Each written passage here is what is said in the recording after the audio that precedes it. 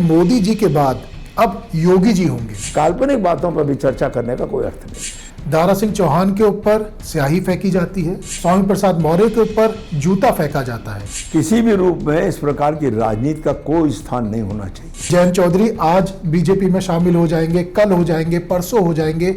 इन बातों में कोई सच्चाई है? सच्चाई होती तो मैच्योर हो गया होता। फतेहपुर वाले कार्यक्रम में योगी जी ने जानबूझकर सांड छोड़ दिए थे कि कम से कम मर्यादा न भूलें।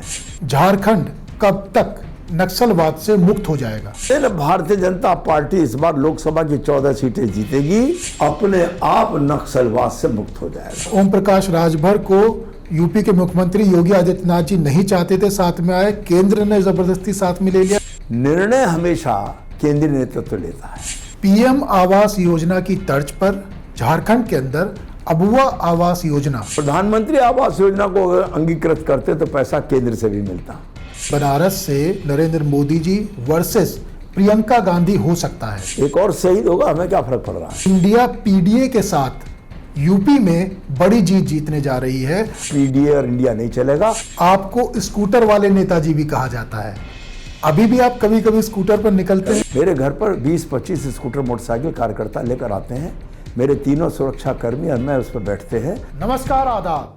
आप देख रहे हैं प्राइम न्यूज। मैं हूं मोहसिन खान। दोस्तों, आज हमारे साथ बातचीत करने के लिए मौजूद हैं भारतीय जनता पार्टी के वरिष्ठ नेता, सांसद और राष्ट्रीय उपाध्यक्ष लक्ष्मीकांत वाजपेयी जी। लक्ष्मीकांत जी, बहुत स्वागत है आपका प्राइम न्यूज पर। धन्यवाद। कैसे हैं आप? बिल्कुल ठीक हूँ, बढ़िया।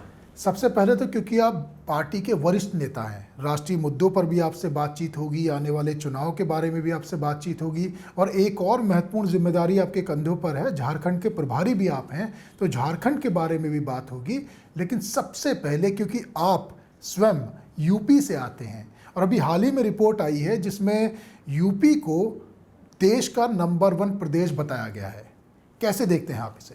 आज से पहले ये नारा हुआ करता था कि यूपी को उत्तम प्रदेश बनाएंगे, लेकिन उत्तम प्रदेश बनाना तो दूर, अधोत्तम प्रदेश बनाने का काम विभिन्न दलों ने किया था। आदरणीय योगी आदित्यनाथ जी जब से आए हैं, उनका फोकस विकास और अपराध नियंत्रण। अपराध अगर नियंत्रण में नहीं है, कानून व्यवस्था नियंत्रण में नहीं है, तो ना तो निवेश आता है, और निवेश नहीं आता तो बेरोजगारी दूर नहीं होती।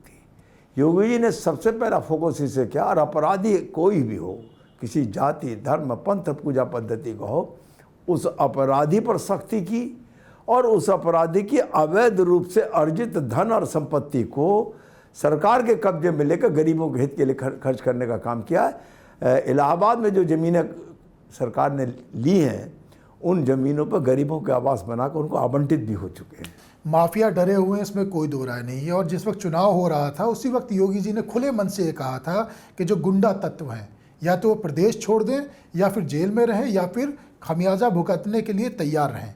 और ऐसा करके दिखाया है। काफ़ी हद तक कमी भी आई है क्राइम रेट में, और जो क्रिमिनल्स होते थे वो इधर उधर हो गए हैं, जेलों के अंदर हैं। लेकिन एक और तंत्र सामने आया, बुलडोजर, जिसे लेकर पूरे देश में चर्चा है। अलग अलग राज्यों में इसकी डिमांड भी हो रही है। जो बुलडोजर सिस्टम है, इसे आप कैसे देखते हैं?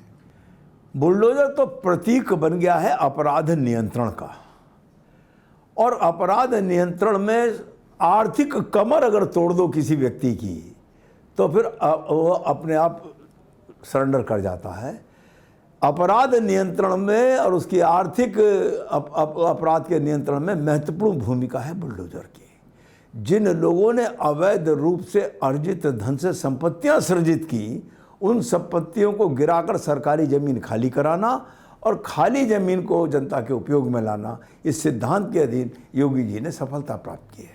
और ये सोच समझकर रणनीति तैयार करी गई है, एक मैसेज कन्वे करने के लिए, और जो अपराधी हैं उन्हें एक मैसेज देने के लिए कि भाई सुधर जाएं, नहीं तो सुधार दिया जाएगा। निश्चित तौर पर अपराधी किसी जाति, धर्म, पंथ का हो, अपराधी अपराधी है, उसकी कोई जाति नहीं होती, इसका कोई राजनीतिक दल नहीं होता। इसलिए अपराधियों के विरुद्ध सख्ती का व्यवहार अपेक्षित भी है, और योगी जी ने करा भी है। और मेरा ये मत है कि इस सख्त व्यवहार के कारण ही बच गए अपराधी, या तो बिल में घुस गए हैं या प्रदेश छोड़कर चले गए हैं, उत्तर प्रदेश में खुलेआम सड़क पर घूमने का साहस नहीं जुटा रहे। ऐसा पहले एक बार और हुआ था। माननीय कल्याण सिंह जी प्रदेश के मुख्यमंत्री थे, वो भी अपराध के विरुद्ध सहिष्णु नहीं थे। लेकिन उनके कार्यकाल में अपराधी या तो रेल में था या जेल में था, इसके अलावा कोई विकल्प अपराधी के सामने नहीं था। आप राष्ट्रीय नेता हैं, यूपी से आप आते हैं, इस वक्त राष्ट्रीय राजनीति भी आप देख रहे हैं। आपने खुद ये बताया कि बुलडोज़र जो है, जिसकी डिमांड अब यूपी से बाहर भी होने लगी है, पाकिस्तान तक में होने लगी है कि बुलडोज़र को यहाँ भी लाया जाए सुधारने के लिए। तो एक सवाल इस वक्त अलग अलग लोग कयास लगा रहे हैं, पार्टी के अंदर भी, पार्टी के बाहर भी। मुझे लगता है आप उपयुक्त व्यक्ति हैं उस सवाल का जवाब देने के लिए। ये भी कहा जा रहा है कि मोदी जी के बाद अब योगी जी होंगे। पहले तो मैं ये स्पष्ट कर दूं कि मैं राष्ट्रीय नेता नहीं हूं, मैं कार्यकर्ता हूं।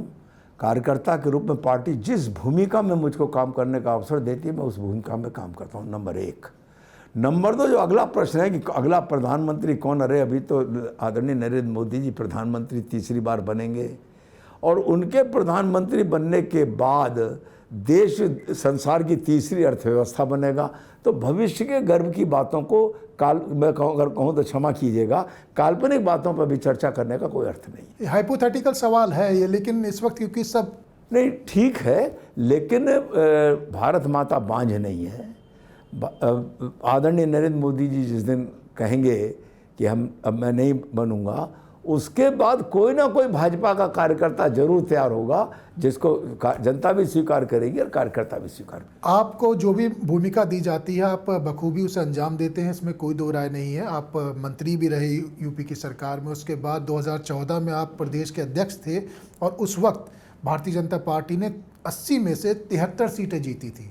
लेकिन उसके बाद आप एकदम से कुछ समय के लिए राजनीति से गायब हो गए, क्या कारण रहा? मैंने कहा ना, पार्टी भूमिका तय करती है। पार्टी हमारी माँ है, माँ तय करती है कब किस बेटे से क्या काम लेना। और उस समय पार्टी ने मुझसे जो भूमिका दी, काम किया। उसके बाद पार्टी ने कहा कि कुछ दिन विश्राम करो, तो विश्राम किया। फिर पार्टी ने भूमिका दी, फिर काम करेंगे। और अगर मैं एक बात कहूँ तो अतिशयोक्ति नहीं है, अगर हम कार्यकर्ता हैं तो हमारी भूमिका गिलहरी की तरह की भूमिका जो राम सेतु बनाने में थी, और उस भूमिका का निर्वाह अगर हम ईमानदारी से करते हैं तो फिर किसी स्थिति में भी भारतीय जनता पार्टी का परचम लहराने से कोई रोक नहीं सकता। आपको स्कूटर वाले नेताजी भी कहा जाता है, अभी भी आप कभी कभी स्कूटर पर निकलते हैं? कभी कभी नहीं। अगर मैं मेरठ में रहता हूं तो 9:30-10 बजे मेरे घर पर 20-25 स्कूटर मोटरसाइकिल कार्यकर्ता लेकर आते हैं। मेरे तीनों सुरक्षाकर्मी और मैं उस पर बैठते हैं, और 2 बजे तक सरकारी दफ्तरों में जनता के कार्यकर्ताओं की जो मेरे पास समस्याएं संकलित रहती है, उनके निदान के लिए 2 बजे तक रहता हूं। उसके बाद भोजन करता हूं और फैक्ट्री चला जाता हूं। आप ऐसे जुझारू नेता माने जाते हैं जो अपने कार्यकर्ता के लिए थाने में जाकर दरोगा से भी भिड़ जाते हैं। मुझे कोई दिक्कत नहीं है। देखिए, पार्टी तभी बचेगी जब कार्यकर्ता बचेगा। कार्यकर्ता ही हमारी पूंजी है, कार्यकर्ता हमारा भगवान है। कार्यकर्ता के यदि पैर भी छूने पड़े तो छूने में कोई आपत्ति नहीं है। मैं एक बात और कहता हूँ, चुनाव जीतने के लिए करिश्माई नेतृत्व और बूथ पर संगठन की ताकत। करिश्माई नेतृत्व आदरणीय नरेंद्र मोदी जी हमारे पास हैं, बूथ पर संगठन की ताकत कार्यकर्ता है। अगर किसी बूथ पर हार होती है और उसके कारण विधानसभा हार जाते हैं तो कार्यकर्ता रोता है, 3 दिन तक सड़क पर बाहर नहीं निकलता है। उस निर्मल कार्यकर्ता के लिए जो करना पड़े वो करना चाहिए, और उस करने में मुझे कोई संकोच नहीं है। यूपी से हम बाहर जाएं उससे पहले यूपी से जुड़े 2-4 सवाल और लेते हैं ताकि जनता तक एक साफ मैसेज पहुंच सके। यूपी में आपका अलायंस तैयार हो रहा है, पूर्वांचल में अच्छे खासे आपके अलायंस तैयार हो गया है। अपना दल आपके साथ है, निषाद पार्टी को आप साथ में ले आए हैं, मुलायम सिंह जी की बहू है अर्पणा यादव, वो आप साथ ले आए हैं, अदिति सिंह को भी आप साथ में ले आए हैं। अभी आपके एक पुराने साथी ओपी राजभर दोबारा से आपके साथ में आ गए हैं। पूर्वांचल में एक मजबूत अलायंस दिखाई दे रहा है भारतीय जनता पार्टी का। पश्चिम में आते आते साथियों की कमी नज़र आ रही है, रणनीति का हिस्सा है या आगे की तैयारी कुछ चल रही है? मेरा ये कहना है, Bharatiya Janata party independent working कर रही थी। जहाँ जहाँ हमारे एनडीए का कुनबा बढ़ रहा है, हम उस कुनबे को स्वीकार कर रहे हैं, एनडीए के आधार पर काम करेंगे। लेकिन किसी के आगे गिड़गिड़ाने की स्थिति आज भाजपा की नहीं है, ना आवश्यकता है हमको। जो स्वाभाविक प्रक्रिया में स्वाभाविक दृष्टि से हमको सहयोग करने को तैयार होगा, हम उसका सहयोग भी लेंगे। ओपी राजभर जी को ये कहा जा रहा है कि ओम प्रकाश राजभर को यूपी के मुख्यमंत्री योगी आदित्यनाथ जी नहीं चाहते थे साथ में आए, केंद्र ने ज़बरदस्ती साथ में ले लिया, कुछ दिक्कत है? मैं समझता हूँ कि इन सब बातों का कोई औचित्य नहीं है। निर्णय हमेशा केंद्रीय नेतृत्व लेता है, प्रदेश के नेतृत्व से राय ली जाती है। मुझे नहीं पता कि राय क्या थी क्या नहीं थी, लेकिन केंद्रीय नेतृत्व ने जो निर्णय लिया है वो ठीक लिया। और मैं यहाँ एक बात और कोट करना चाहूँगा, राजनीतिक क्षेत्र में स्वाभाविक तौर पर परमानेंट दोस्त और दुश्मन नहीं होते। आज दुश्मनी है, कल को दोस्त बन सकते हैं, आज दोस्त हैं, कल को दुश्मन बन सकते हैं। इसलिए राजनीति में कोई परमानेंट दोस्त और दुश्मन नहीं होता। आपने दोस्त और दुश्मन की बात करी तो पश्चिमी उत्तर प्रदेश में हम दोबारा से आ जाते हैं, और आप ज़मीनी नेता माने जाते हैं जो जनता की नब्ज़ को जानता है, समझता है। जब भी पश्चिम उत्तर प्रदेश की बात आती है और ख़ासतौर से यूपी की बात आती है तो एक नेता का नाम बार बार उभर कर सामने आता है कि भाई आज शामिल हो रहे हैं, कल शामिल हो रहे हैं बीजेपी के अंदर। मैं जयंत चौधरी की यहाँ पर बात कर रहा हूँ कि जयंत चौधरी आज बीजेपी में शामिल हो जाएंगे, कल हो जाएंगे, परसों हो जाएंगे।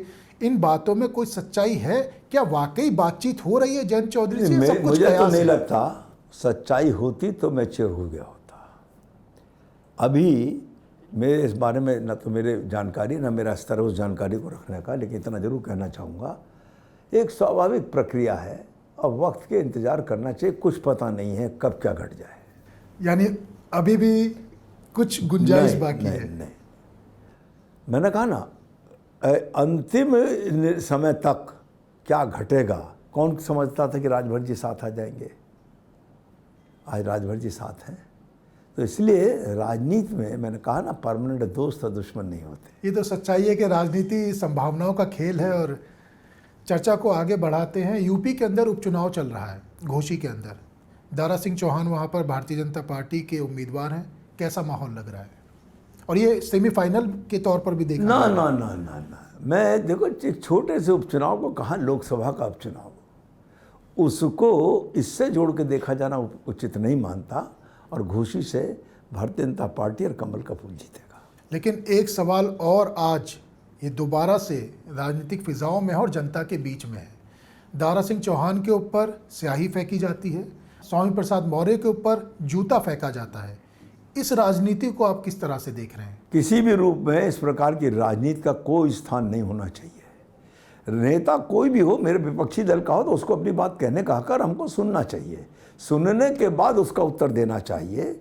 शालीनता का उल्लंघन करके हम किसी पे जूता फेंकें, चप्पल फेंकें या कोई इस प्रकार घटनाक्रम शाही फेंकें, ये बिल्कुल अनुचित कृत्य है। और जो लोग इसको करते हैं और अगर उनके साथ कोई संगठन है तो वो निंदनीय कार्य है और उनके संगठन के खिलाफ और व्यक्ति के खिलाफ कार्रवाई होनी चाहिए। 2014 में जब आप यूपी के प्रदेश अध्यक्ष थे, चीफ थे, तो उस वक्त 73 सीटें 80 में से भारतीय जनता पार्टी ने जीती थी। अब आप राष्ट्रीय उपाध्यक्ष हैं, राष्ट्रीय स्तर पर जिम्मेदारी है, लेकिन आप यूपी से आते हैं और तो टारगेट तो आपने कुछ सेट किया होगा, कुछ देखिए, सोचा यूपी होगा में कि मेरी पार्टी ने टारगेट 80 में से 80 सीट जीतने का तय किया है। और उसमें अगर कहीं कुछ मेरी भूमिका पार्टी का आदेश करेगी तो मैं उसका पालन करूंगा। फिलहाल तो मैं झारखंड राज्य का प्रभारी हूं संगठन की दृष्टि से, और मैं वहां पर काम कर रहा हूं। हम झारखंड जाएंगे, उसे लेकर तमाम सवाल आपसे हैं, लेकिन उससे पहले क्योंकि यूपी की हम बात कर रहे हैं तो एक दो सवाल जल्दी से और ले लेते हैं। अखिलेश यादव हैं, पूर्व मुख्यमंत्री यूपी के, आप जानते होंगे। उन्होंने एक नारा दिया है पीडीए, जिसकी फुल फॉर्म उन्होंने बताई है पिछड़ा, दलित और अल्पसंख्यक।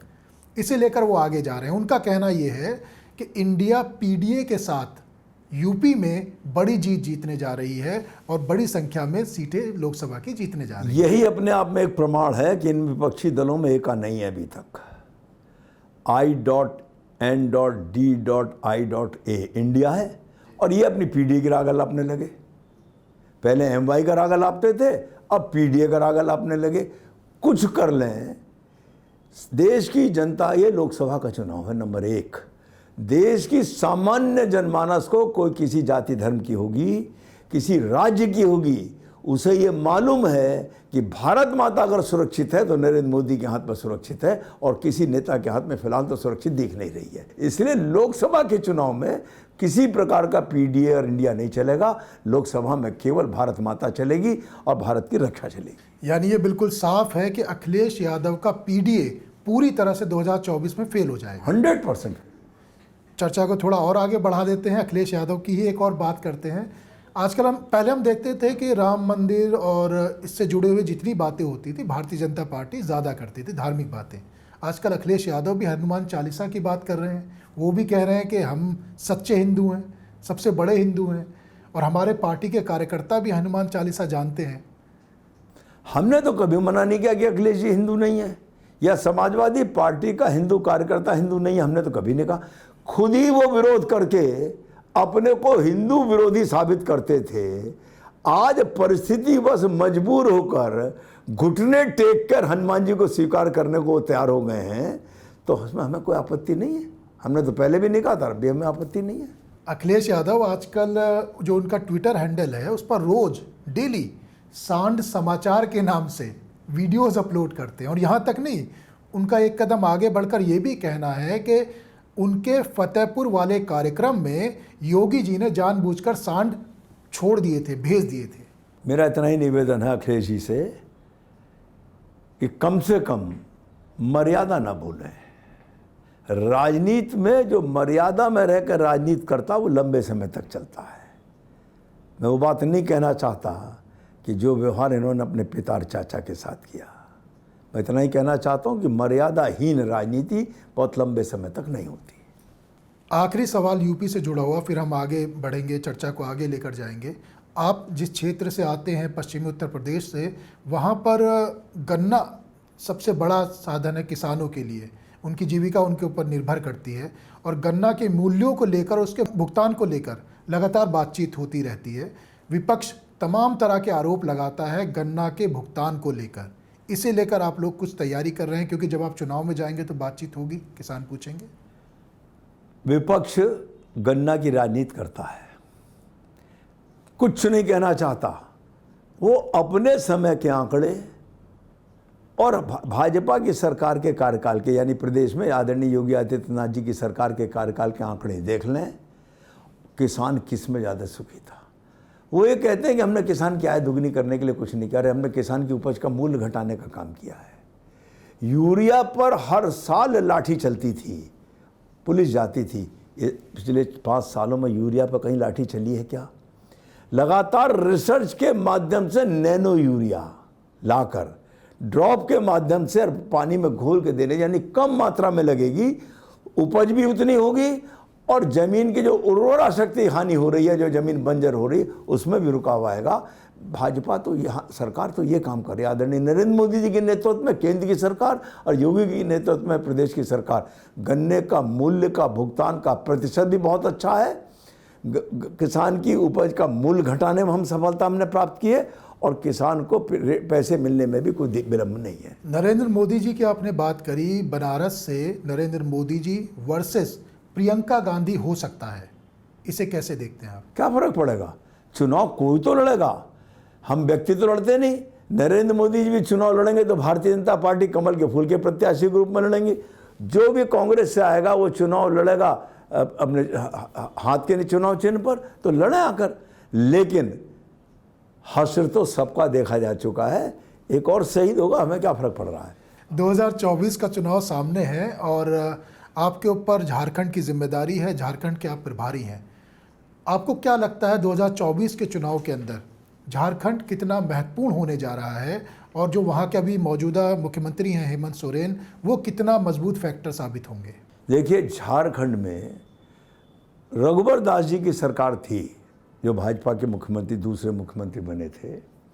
उन्होंने नक्सलवाद के ऊपर, कानून अपराधियों के ऊपर बड़ा जमकर प्रहार किया था, और धीरे धीरे नक्सलवाद को शांत करके झारखंड को एक सामान्य राज्य की श्रेणी में ले आए थे। लोग चैन की सांस ले रहे थे, विकास भी खूब हुआ था। लेकिन जब से हेमंत सोरेन की सरकार आई है, उस दिन से अपराधियों के साथ पुलिस की साठगांठ है। नक्सलवाद को हेमंत सोरेन सरकार का संरक्षण है, और उसका नतीजा है कि हेमंत सोरेन की सरकार के कार्यकाल में नक्सलवाद भी पनप रहा है, जिससे गांव के लोगों को जीने में कठिनाई पैदा हो रही है। और मैं बड़ी विनम्रतापूर्वक कहना चाहता हूँ, हम 9 साल के अपने किए हुए काम झारखंड में बाबूलाल मरांडी जी, अर्जुन मुंडा जी और रघुवर दास की सरकार के किए काम का कंपैरिजन में इस 4 साल के 5 साल के हेमंत सोरेन की सरकार के कामों को दिखाएंगे, और जनता हमारा विश्वास करेगी। तो मैं सीधा सवाल एक आपसे पूछ लेता हूँ, झारखंड कब तक नक्सलवाद से मुक्त हो जाएगा? झारखंड जिस दिन भारतीय जनता पार्टी इस बार लोकसभा की 14 सीटें जीतेगी, अपने आप नक्सलवाद से मुक्त हो जाएगा। एक सवाल ये भी है कि झारखंड के 510+2 स्कूलों में जनजातीय क्षेत्रीय भाषाओं के 1033 पीजीटी शिक्षकों की बहाली होगी, इसे लेकर भी सवाल हो रहा है। और शिक्षा को लेकर अगर भारतीय जनता पार्टी की सरकार बनती है या आने वाले समय में क्या रणनीति आप लोग तैयार कर रहे हैं? क्योंकि हेमंत सोरेन सरकार ने, मुद्दा है शिक्षा वहाँ। हम हेमंत सोरेन सरकार ने स्थानीय नीति और नियोजन की नीति पर जनता को निराश भी किया और धोखा भी दिया है। क्षेत्रीय भाषा के शिक्षकों को +2 विद्यालयों में बहाल करके अपनी विफलता को छिपाना चाहती है। मैं कहना चाहता हूँ +2 विद्यालय, उच्च प्राइमरी और उच्च विद्यालयों में ये क्षेत्रीय भाषाओं में शिक्षा नहीं है, तो ये +2 में उच्च शिक्षा के शिक्षकों को, इसके क्षेत्रीय शिक्षकों को बहाल करके इसके बाद क्या करेंगे? जो उच्च और प्राइमरी विद्यालय हैं उनमें क्षेत्रीय भाषा में पढ़ाई नहीं है, इसलिए छात्रों के साथ ये अन्याय करेंगे, धोखा दे रहे हैं और एक अंधी दीवार के सहारे ले जाकर खड़ा करके नौजवानों को ये धोखा दे रहे हैं। शुरू तो करना चाहिए प्राइमरी स्कूलों में, तब जाकर उच्च में चलना चाहिए। इसलिए कुल मिलाकर ये जो कुछ भी कर रहे हैं वे प्रदेश की जनता के साथ धोखा दे रहे हैं। हेमंत सोरेन भी आरोप लगा रहे हैं कि जो एजेंसीज हैं ईडी, सीबीआई, वो उनके पीछे छोड़ दी गई हैं ताकि वो काम ना कर पाएं। एक बात, यदि व्यक्ति का दामन साफ हो तो उस व्यक्ति को ये चाहिए कि जांच एजेंसियों का सामना करे। जांच एजेंसियों से सामना करने से भागने वाला व्यक्ति आधा तो अपराधी अपने आप साबित हो जाता है। इसलिए जांच एजेंसियों का सामना करें और सामना करने के बाद अगर वो दोषी नहीं होंगे तो निर्दोष आकर निकल के आएंगे, तब जनता के बीच में कहें अरे नाम बदल बदल कर ज़मीनें कब्जा करी, खानदान भर ने ज़मीनें कब्जा की हैं। हेमंत सोरेन और उनके पूरे परिवार ने जो कुछ झारखंड की जनता के साथ किया है, जिसके ये धृतराष्ट्र की भूमिका में बेटियों के साथ हो रहे अत्याचारों को देख रहे हैं, मैं इतना ही बता दूं, जनता समय आने पर इनसे बदला लेगी। पीएम आवास योजना की तर्ज पर झारखंड के अंदर अबुआ आवास योजना की शुरुआत होगी, क्या है ये? नहीं, पीएम आवास योजना की तर्ज पर कर रहे हैं। मेरा ये कहना है कि अब इसको मैं क्या जवाब दूं कि प्रधानमंत्री आवास योजना को अगर अंगीकृत करते तो पैसा केंद्र से भी मिलता। अपनी आवास योजना चलाएंगे तो 100% अपने फंड्स पर निर्भर करना पड़ेगा। अब ये कोई राजनीतिक अक्लमंदी है, आर्थिक अक्लमंदी है क्या? नंबर 1। नंबर 2, हेमंत सोरेन की सरकार से मैं पूछना चाहता हूं कि जो कुछ उनके राज्य में इस वक्त हो रहा है, तुम भारत सरकार की योजनाओं को अपने यहाँ लागू नहीं होने दे रहे हो। एक बात और कह दूं, रांची में एक टेक्सटाइल पार्क था, उस टेक्सटाइल पार्क पर वेतन की सब्सिडी मिलती थी जब तक रघुबर दास जी की सरकार रही, और भारत सरकार से अनुदान मिलता था। इन्होंने आते ही वो 6,000 रुपये महीने की वेतन की सब्सिडी बंद की। उसका दुष्परिणाम कि वो टेक्सटाइल पार्क उजड़ गया तो उसमें 90% महिलाएं, आदिवासी बहनें काम करती थी, वो बेरोजगार हो गई। अभी भी भारत सरकार ने, मैंने भी राज्यसभा में एक प्रश्न पूछा था, उस प्रश्न के उत्तर में भारत सरकार ने जवाब दिया है कि 5 साल से पत्र लंबित है हेमंत सोरेन की सरकार पर झारखंड में, हम टेक्सटाइल संबंधी कुछ सब्सिडी और कुछ योजनाएं देना चाहते हैं, उसकी फंडिंग भारत सरकार करेगी। उसका निगेटिव नहीं, पॉजिटिव नहीं, निगेटिव आंसर भी आज तक नहीं है। पत्र को दाब के बैठी हेमंत सोरेन सरकार नौजवानों के साथ और आदिवासी महिलाओं के साथ रोजगार का छल कर रही है हेमंत सोरेन सरकार। राज्यसभा की आपने बात करी तो संसद की बात हम करेंगे, उससे पहले झारखंड से जुड़ा एक आखिरी सवाल मैं आपसे ले लेता हूँ। खनन को लेकर बड़ी वहाँ पर बातें होती हैं कि खनन में घोटाला सबसे बड़ा मामला है झारखंड के अंदर। जो वहाँ की चीफ थी पूजा सिंघल, उन्हें ईडी ने उठाया भी, पूछताछ भी करी, और हेमंत सोरेन ने यह कहा कि उन्हें अननेसेसरी मेंटली हैरेस किया जा रहा है। इसे लेकर भी क्या आप लोग कुछ सोच रहे हैं कि आने वाले समय में खनन को लेकर कोई सवाल ना उठा पाए अगर आप लोगों की सरकार वहां पर आती है, मैंडेट आपको मिलता है? निश्चित तौर पर भ्रष्टाचार मुक्त और पारदर्शी व्यवस्था देने का काम करेगी भाजपा की सरकार। भ्रष्टाचार मुक्त हो जाए और पारदर्शिता हो जाए तो भ्रष्टाचार नहीं होगा, एक दोनों एक दूसरे के। और झारखंड में खनिज तो संपदा है। आज झारखंड में लोगों को अपने मकान बनाने के लिए रेत नहीं मिल रहा, बालू नहीं मिल रहा है, लोग परेशान हैं। तो मेरा कुल मिलाकर इतना कहना है कि झारखंड की सरकार को जाना ही होगा और जाने के बाद अभी तो कुछ ईडी नहीं है, पता नहीं क्या क्या इनकी जांचें परतें खुलेंगी। और फिर जैसा मैंने कहता हूँ कि ये जो गठबंधन बना है, जिसको आदरणीय प्रधानमंत्री ने घमंडिया गठबंधन नाम दिया है, ये गठबंधन केवल अपने भ्रष्टाचार को बचाने के लिए, क्योंकि मालूम है कि आदरणीय नरेंद्र मोदी की सरकार तीसरी बार आ गई तो इनमें से कोई पार्लियामेंट में तो शायद यदागदा कोई बैठेगा, सबकी जगह शिक्षे के पीछे होगी। इंडिया गठबंधन, या जिसे मोदी जी ने घमंडिया गठबंधन कहा, उनका गठबंधन वहाँ पर साफ है, पार्टियाँ साफ हो चुकी हैं। बीजेपी के साथ कोई नए साथी वहाँ पर आएंगे झारखंड के अंदर, या अपने दम पर बीजेपी चुनाव लड़ने जा रही है? बीजेपी का एनडीए गठबंधन ऑलरेडी वहाँ पर है, हम और आजसू मिलकर काम कर रहे हैं। और देखिए, हमने रामगढ़ का उपचुनाव जीता, डुमरी का उपचुनाव अब चल रहा है, निश्चित तौर पर हम डुमरी उपचुनाव भी जीतेंगे। और जिस दिन हम ये 2 चुनाव जीत जाएंगे, अगले दिन से हेमंत सोरेन सरकार की घंटी बज जाएगी। मोदी जी ने एक कैंपेन चलाया है, फिट इंडिया कैंपेन। आप भी बहुत फिट नज़र आ रहे हैं, आप भी इसके बारे में कुछ कहना चाहेंगे? मोदी जी ने तो फिट इंडिया कैंपेन भी चलाया कि कार्यकर्ताओं को और जनता से कहा कि स्वस्थ रहो। स्वस्थ रहने के लिए सामान्यतः योग और इस तरह की प्रक्रियाओं को अपनाओ, औषधियों पर निर्भरता कम करो, और अगर औषधि की जरूरत पड़े तो जन औषधि केंद्र से 90% सस्ती दवाओं को खरीद के अपने को स्वस्थ करो। अब वो तो औषधि की जरूरत ना पड़े, इसके लिए फिट इंडिया के तहत खेलो और खिलाओ, इस काम को करो। राहुल गांधी जी को की सदस्यता रद्द कर दी गई थी सुप्रीम कोर्ट के द्वारा, दोबारा से बहाली हुई, दोबारा से वो संसद में आए, तो कांग्रेस इसे ये कह रही है कि राहुल गांधी का 2.0 लॉन्च हो गया है। राहुल गांधी जहाँ भी जा रहे हैं, भारत के विरुद्ध विश्वमन करने का काम कर रहे हैं, चाहे भारत के भीतर चाहे भारत के बाहर। अभी करंट घटनाक्रम देखिए, लद्दाख दिखाया, लद्दाख मोटरसाइकिल से गए। अरे पहले तो आदरणीय नरेंद्र मोदी जी का और गडकरी जी का धन्यवाद दो कि लद्दाख तक मोटरसाइकिल से जाने लायक सड़क तो तुम्हें दी है। लद्दाख तक मोटरसाइकिल से पहुंच गए, एक अपना पक्ष में वातावरण दिखा रहे हो, और वहां जाकर भी विश्वमन कर रहे हैं। नरेंद्र मोदी के बारे में ये कहना, कि सरकार के बारे में ये कहना कि अगर चीन ने जमीन कब्जा ली, अरे महाराज, जिसने पाकिस्तान के घर में घुस के मारा हो वो चीन के घर में भी घुस के मार सकता है जरूरत पड़ने पर। 1 इंच जमीन नरेंद्र मोदी की सरकार के कार्यकाल में कब्जा नहीं है। देखो अपनी गिरमा झाँक के, तुम्हारे नाना के कार्यकाल में चीन ने कितनी जमीन कब्जा की थी, और उसके बाद बरसों तक सरकार में रहे कांग्रेस के लोग, कितनी जमीन छुटा पाए तुम? तो पर उपदेश कुशल बहुतेरे नहीं। राहुल जी बात समझ लें। राहुल गांधी जब संसद में आए, उन्होंने बोलना शुरू किया, आपने भी देखा होगा, सुना होगा कि राहुल गांधी ने मोदी जी की तुलना रावण से कर दी। उन्होंने साफ साफ ये कहा कि भाई रावण जो है 2 लोगों की सुनता था, कुंभकर्ण और मेघनाथ। इसी तरीके से मोदी जी भी 2 ही लोगों की सुनते हैं, अडानी जी और अमित शाह जी।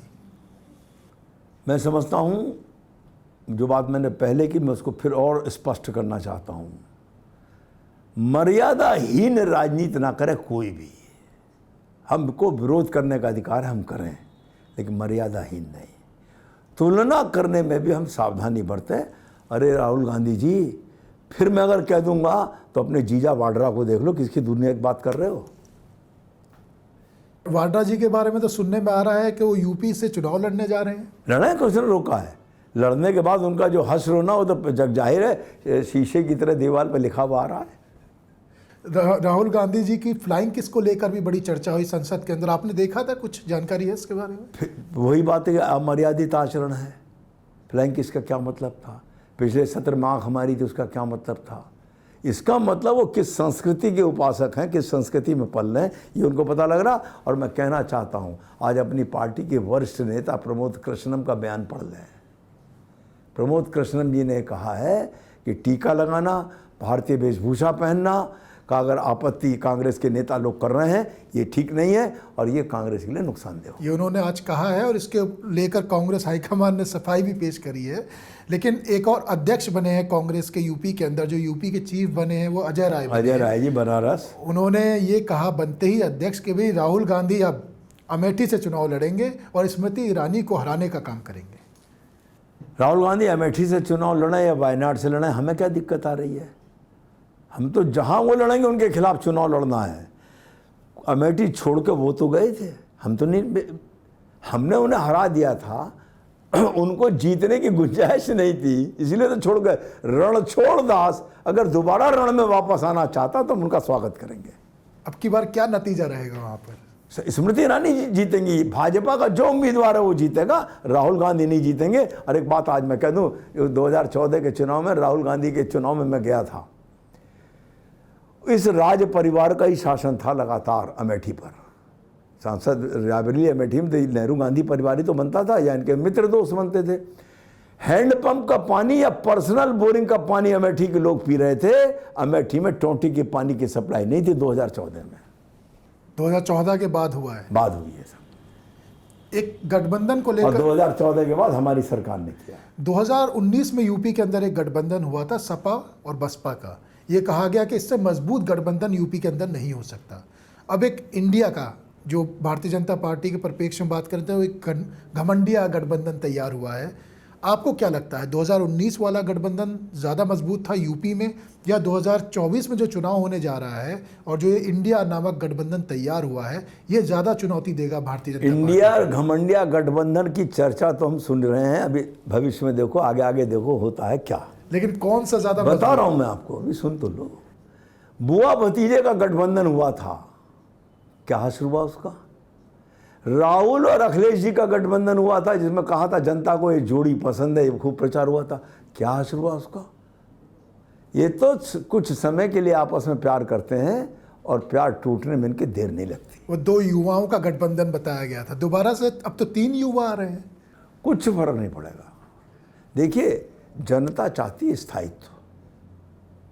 मालूम है कि घमंडिया गठबंधन के सब लोग भी अगर लड़ लेंगे तो जीतने नहीं है, सरकार नहीं बननी है। देश अस्थिरता के दौर से निकलकर आदरणीय नरेंद्र मोदी की नेतृत्व में विकास की तरफ बढ़ा है। जनहित के इतने निर्णय हुए हैं कि जनता खुश है, तब फिर दोबारा एक बार पुनः जनता गड्ढे में जाने को तैयार नहीं है। इन सबको अपना सबक सिखाइए। आखिर में जाते जाते, क्योंकि भारतीय जनता पार्टी और ख़ास तौर से अमित शाह जी नंबर तय करके, यानी एक टारगेट तय करके चुनाव में जाने के लिए जाने जाते हैं।